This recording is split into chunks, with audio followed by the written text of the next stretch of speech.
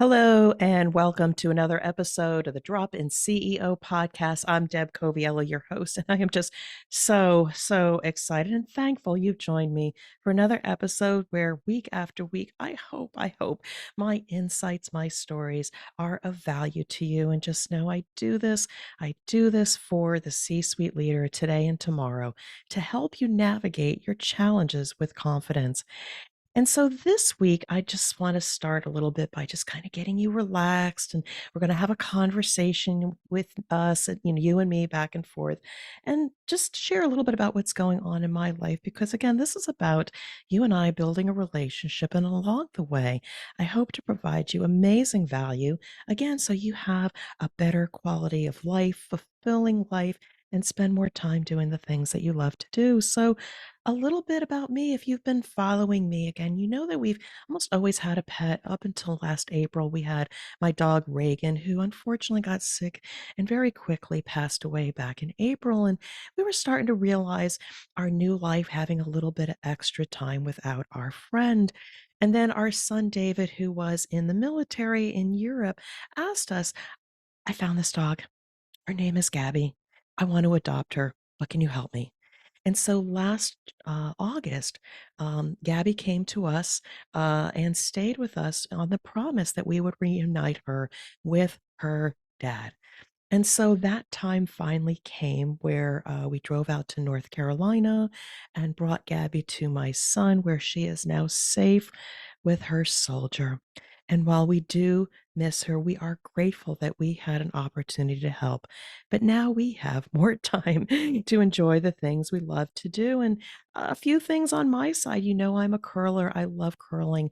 And I was recently hosting a national event for our super senior women curlers and delivering a great experience. We also just had an in-house curling event at our curling club where clubs also came from around the region, and I was in charge of food and hospitality. I love doing that because ultimately, yes, there is the sport and the sportsmanship, but giving back to my community and ensuring people have a hospitable and wonderful experience. And so I share these stories about myself because there is a common theme that I am in service to others to provide them a great experience. Again, you have joined me today, and I want to give you this experience. But let me share with you my thought for you for this Friday is that we can be in service in many different ways. We can be in service to others. We need to also be in service to ourselves. And I ask you, do you have a good balance? And potentially for myself, with the help of a coach, I'm actually getting to a place where I'm in service to both myself and others and realizing a better way of life. And I'm not saying that balance needs to be 50-50. There are busy times and slow times where that balance shifts. But when we look at the long haul and the grand scheme of things, do you ultimately land in a place where 50% of the time you're in service to others and 50% of the time you're in service to yourself? So let's put this in a little bit of context. I'm going to paint a picture of a typical week that I experienced when I was in a corporate setting. And maybe this is you. So sit back and listen and see if this resonates, because along the way of a typical week that is not always typical, you have pitfalls, you have challenges, and I want to give you some suggestions on how to feel fulfilled at the end of the week in the context of being in service to others and in service to yourself. So let's start. Monday morning, you have organized your week, you have planned your downtime, you've gotten through your email, you have planned your well being, and you are ready to provide value at work. You decline a few meetings, but you offer support if you cannot be there. And you start the week with feeling like you are in control.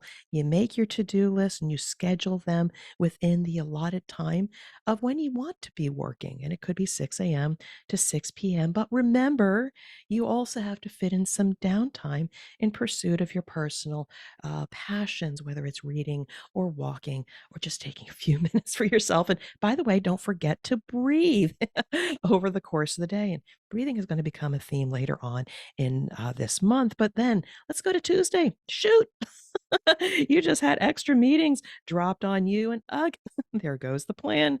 Just when you thought you had a plan, it feels like it went out the window. And given the new requirements, again, confirm if you need to attend a meeting or follow up with that leader and possibly review that recording again. This is about maintaining control and balance and being in service to yourself. Now, you might have some new to dos, put them on the week, but assess, do they need to be done now? Or could they be scheduled for next week or maybe even forget about them? And then look at the rest of the week and see where you can make space for some of these new requests, but don't sacrifice your well being. It's hard. It's really hard. But don't sacrifice your well being. Just see if you can continue to fit that into the grand scheme of things. Wednesday, midweek, you're starting to feel a little bit stressed. Did you get your walks in? Did you work out at least once, maybe? Or did you get your reading in, or whatever that is that gives you pleasure? Maybe it's calling a friend over lunch. But the rest of the week, oh my, it's a killer. And you feel like you have to get up earlier or stay late to get things done. I know that. It is the reality of it all. So I do want to pause though a bit and say, who is putting that pressure on you? Is it you or someone else? And can you propose and have the courage to delay in something as the new urgent things come across your desk so that you're not feeling rushed and overwhelmed? People will respect you if you ask for something else to be delayed. And can you block out time in your schedule for people not to disturb you so you can focus on the new needs? You can only handle so much. And if you explain this to people, again, they will respect you. And by the way, when you are feeling overwhelmed, take time to walk and ask yourself for forgiveness that you can't do it all. You're human and you're going to do the best you can. Again, Wednesday is a good time to pause and reflect and breathe again. Come Thursday, you tried to balance your week, but only feel like you're getting 60% of what you intended to do or trying to get done. And if you removed one or two activities associated with your well being, you might increase the odds of feeling less stressed and more accomplished. But then again, you're hard on yourself because you didn't get that bit of well being in. But ask yourself, given that you are trying to be the best person you are, can you double up on some of this on the weekends? Maybe take a walk while visiting with a friend and also fit in a workout, or just get 10 minutes to read, maybe 20 this time, and then do it. You do have the weekend to catch up and give you that peace of mind to get through your Thursday if you're feeling stressed and maybe get to that 80% of not only what you plan to do, but what was also added to your plate. Breathe again. And then there's Friday. Did you get 80% of the items done? And make sure you include everything else that was dumped on you along the way. And then I ask you to ask yourself, do you feel accomplished? Did you survive? Did you manage your time better? Did you delay or delete those things that didn't have to get done? Were you kind to yourself and forgive yourself a little bit, knowing you were the best person that you could be? And by the way, do you feel fulfilled? And then I ask you one last question. If not, we should talk because you may not be in the right place to exercise your craft, realize your value, and achieve balance. Now, I will share a profound statement that came from my 28-year-old son when he was about 21. He said to me, do you feel whole or do you have a hole? And we were talking in the context of a donut that has a hole.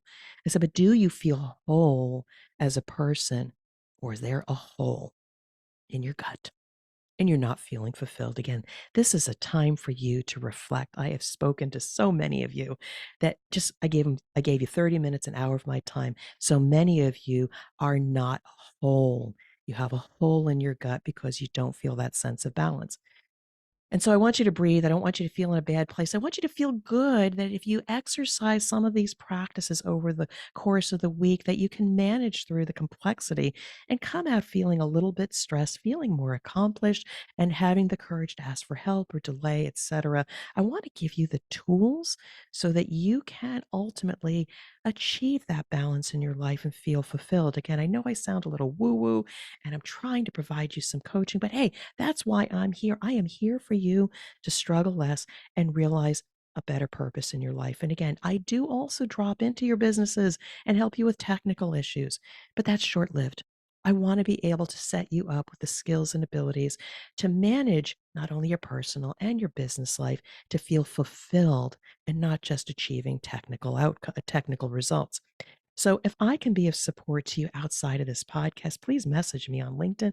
I am here for you to just set up a 30-minute free conversation to get to know each other and see if I can impart some insights with you. But if you are okay, I also offer to you my newsletter. Reach out to me. I'd love to add you to my newsletter for more insights and some extra content that may be of value to you. And by the way, I do have an ask for you. I also show up in video form on YouTube. So if you like to consume some of this content in video format, please head over to my YouTube channel, Drop In CEO. I love providing you valuable input, whether it's this full episode or maybe some of our video shorts. Again, another platform to provide you value and increase my reach with you. And by the way, if you have a story to tell, about your leadership journey and how you've overcome some challenges and helped others, please reach out to me. I would love to interview you because this is our platform and I would love to bring your story forward. And with all of that, again, hopefully this episode was valuable. I do truly care about you and I would love to connect with you. Connect with me on LinkedIn or my other platforms. But all I really want to do is wish you much success with some of these insights. And until we do meet, and I do hope we meet, I want to wish you well and again, much success.